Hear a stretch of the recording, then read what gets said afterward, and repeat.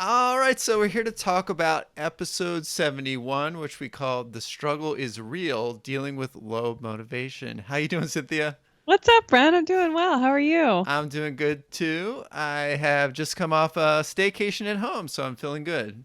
I know, and I was just chuckling to myself, which is why I can't get the grin off my face about how some of it sort of came about because we recorded an episode about motivation. So like the podcast episode.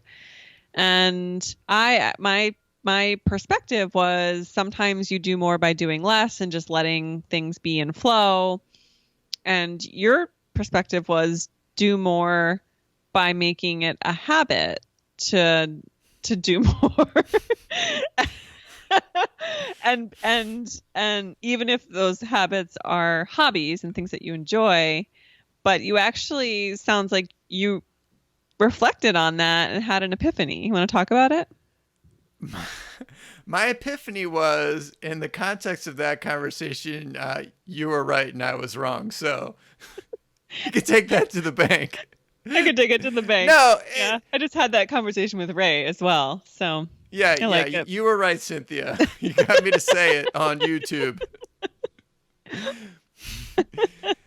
But I re-listened to the episode because I had to edit it, and what I realized is that while it was making sense for myself, I think that I was talking about a trap that I often fall into, which is that the only solution to the feeling of low motivation is to force myself to do more work, to find to Yep. find out other gear because Find I other things to do. Yeah. because like 10 years ago I read Gary Vaynerchuk's book Crush It, and in Right. that book he basically says you are a lazy jerk if you won't work as hard as it takes to make your dreams come true. If you're not willing to work your 9 to 5, then come home, feed the kids, put them to bed, and then stay awake till 1 a.m. working on your website, then you're never going to succeed. And I really bought into that because it was this grind mentality that you could take what you want. Like, Mm. if you want to succeed, it's really up to you. It's very, very white male mentality too. I guess so. But I mean, everyone's sort of taken it on, the They sort of have, hustle yeah. movement. Mm-hmm. And I think that's kind of fading a little bit now, but it it leaves you burned. I can tell you as someone who's done that for a long time, it will burn you out and you don't really recognize that it's happening. I was listening to a podcast I love called the Sean West podcast with my friend Sean McCabe. Love Sean. Yes, yes. Shout out to Sean. And he recently did a challenge where he was going to try to write a book. He's interested in the idea of sabbaticals. And he was going to write his sabbatical book in one day and write 100,000 words in one day. And he live streamed himself doing that. And I was kind of listening to that live stream. By the way, he only got to 56,000 words, but he decided that the book was done, so he didn't have to keep It going. was done at 56,000. Okay. Only 56,000 words in one day.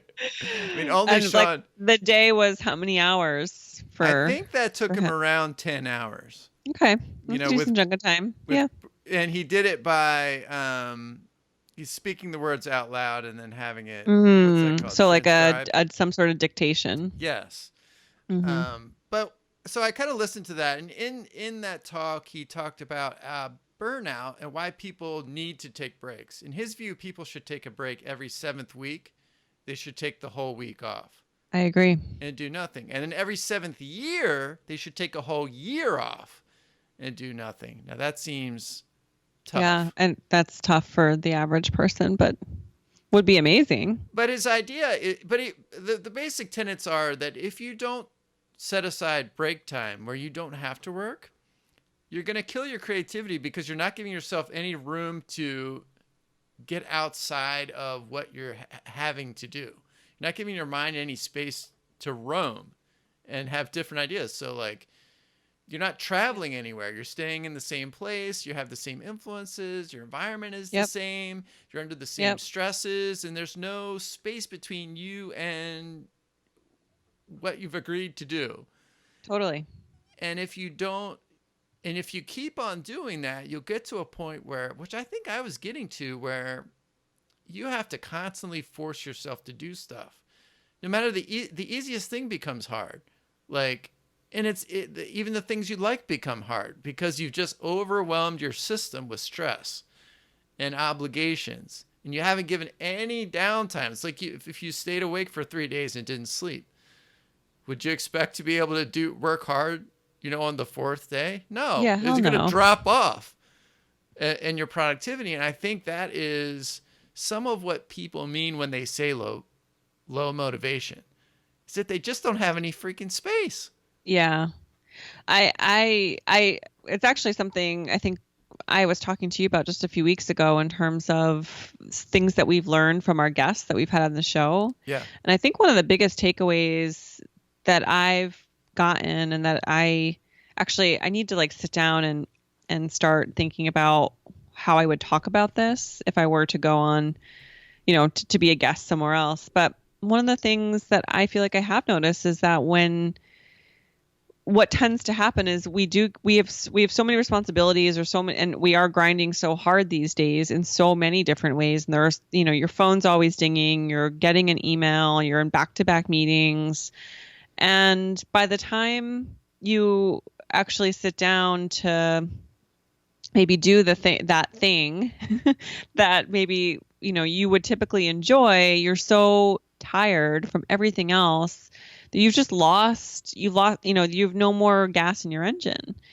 And it's, for me, I feel like there's, at least what I've heard is that most people who were in a corporate job and then left and went into something for themselves, like, they were self-employed in some way, or a side hustle that then became their main hustle. A lot of that was actually like reclaiming their creativity. They lost their creativity in just the grinding of the day to day.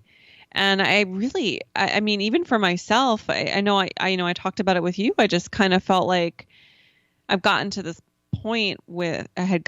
point in corporate where, the day to day left me very little headspace like the stuff that I could achieve then versus now just feels monumentally different in terms of, the energy that I can put around our content and getting guests, or energy I can put around, writing emails, some of our email content. And, a lot of that for me is just because I would spend my days like following up on phone calls, or, having to pitch people in meetings, or having to write them emails.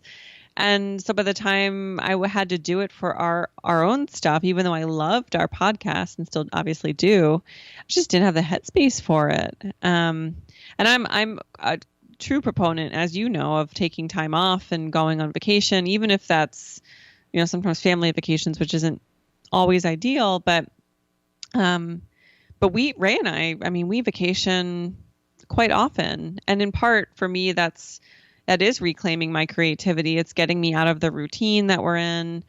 It's feeling like I can see things that inspire me or that interest me and that give me that motivation. It recharges me in some way.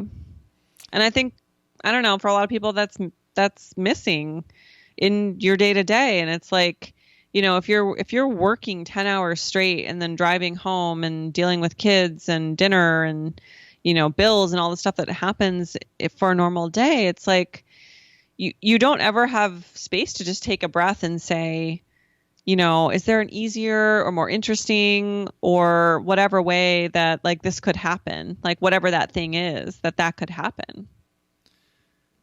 Yeah. I mean, I realized that so much this past week, Cynthia, especially I realized how hard it is for me to rest. For me to get away from. Why do you think that is? Part of it is just. You think some of it's habit? Yeah, that you've trained yourself. It's part of it's like being an entrepreneur. It is different. The benefit of the corporate job is that the responsibility ultimately rests somewhere other than you. You report to someone who ultimately reports to someone else.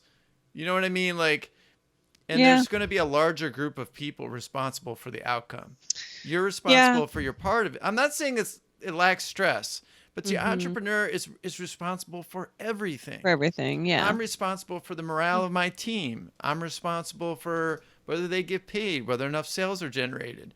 If any of those things, the culture that we maintain, everything, if any of that doesn't work, ultimately who does the buck stop with? Me and Zoe.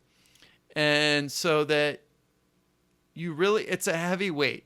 A lot depends on you, and you have to manage that well. And I realized that I was not managing it that well. And it took me the first 3 days of my vacation to get over the feeling of, I really should be doing XYZ right now. Why am I using my free time and I'm not, right. You're not actually recharging. I could think of 30 things at any given time that I could be working on, Touche. And it feels good to work on them because you feel like you're doing something. All right, I'm making progress, but you can't keep grinding on like that forever. Sooner or later, you got to take a break. And I'm really, my takeaway from the episode was my weekends, my time off. I want to really check myself before I wreck myself and take that time and really try to be okay with doing nothing. Yeah. Or not nothing, but nothing that's, quote, what I would deem productive. In other words, right. I'm not going to jump on email. I'm not going to get ahead on my podcast editing or, I don't need to do it. There's time to do that. And I think I waste a lot of time too without realizing it. Yeah.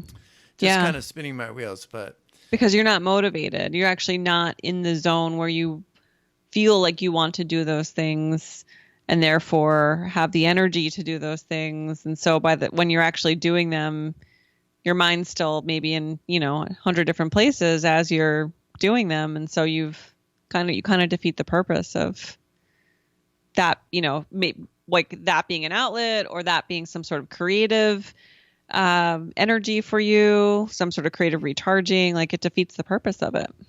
Well, let me tell you the silver lining. When did I start?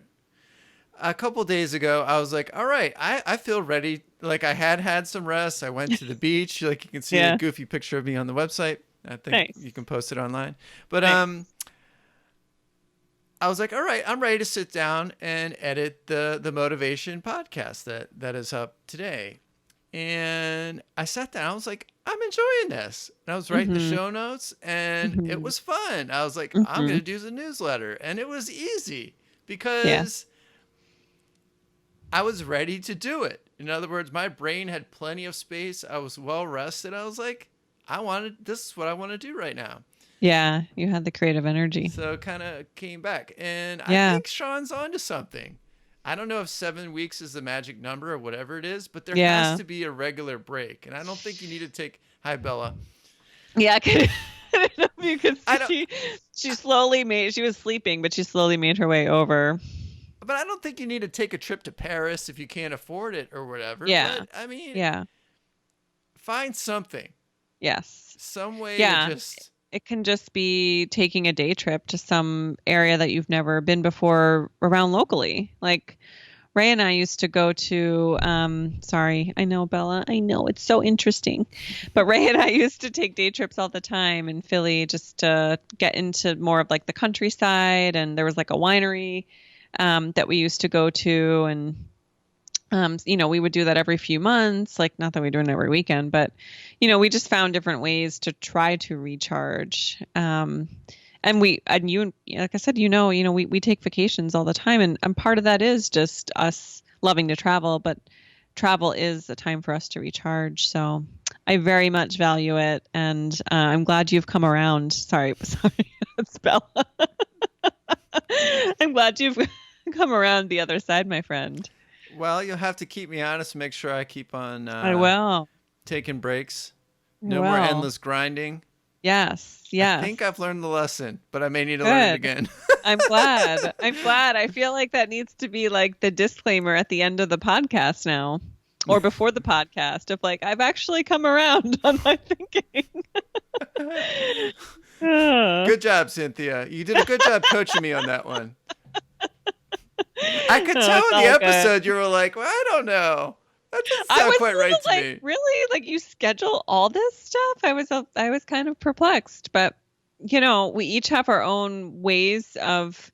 Ray does schedule some stuff with his music, and his music, Bella, his music is an outlet for him, and he does have to schedule it. So I do understand it in one respect, but in other ways, I was just sort of like, you lost me. So yeah, but it's all good. I'm glad you've come around. I'm glad you took a break.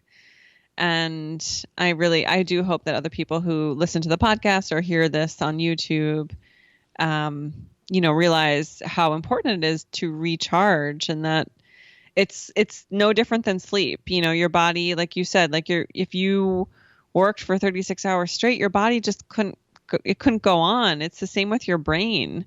Your brain can't always be in productivity mode and, get shit done mode. It needs to have a pause to be able to go and do something that is recharging for it. And that means you're not having to schedule and think, well, usually schedule and think and plan. It's usually like go and do something that's a creative, fun hobby. Go and, take a day at the beach if you can. Go and, plan a vacation, whatever that might be. But it's the same thing. Yeah. So I'm going to put a link to the show notes of the audio episode 71. The struggle is real, dealing with low motivation. It's below the video. You can check that out. And you can check out all of our other episodes on goalmagic.co. Anything else to add? No, I'm just very, very, well, I love being told that I'm right. I mean, what woman wouldn't love that? But I'm also just very glad that you've actually realized that you needed to. I'm going to make you chill. wait for the next time Chill. I tell you that. That's okay. I've had so two enjoy of them it. I had two, you're right, this week from you and then Ray, which, you guys are basically, you're my work husband. Ray's my real husband. So it feels very gratifying. Well, just soak it in. Something must be in the air. Oh, my friend, it's been fun. All Thanks right, for I'll see you next week. Okay, peace. Bye, everybody.